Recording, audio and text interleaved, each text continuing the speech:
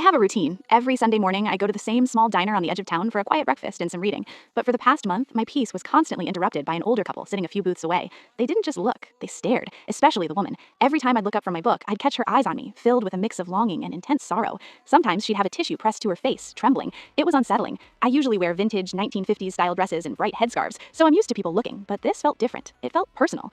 Last Sunday, it reached a breaking point. The woman started sobbing quietly and hurried toward the restroom. That's when the husband stood up and walked over to my table.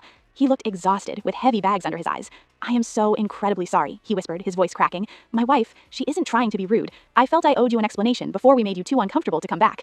I closed my book and listened. He told me they had a daughter named Maya. She was their only child, a miracle baby born after years of trying. Maya was an artist, full of life, and loved dressing in the exact same vintage style I do. She even had the same small birthmark on her neck that I have. 2 years ago, Maya was coming home from an art gallery opening when a drunk driver hit her car. She didn't make it. The husband took out his phone and showed me a photo. My heart dropped. The girl in the picture looked like she could be my sister. Same hair, same smile, same aesthetic.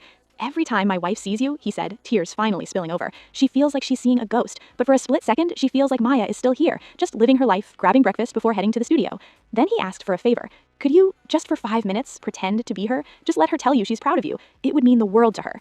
When the wife came back, I didn't pull away. I smiled at her. She sat down, took my hand, and we talked. I told her my art was going well and that I was happy. She hugged me so tight I could feel her heart racing.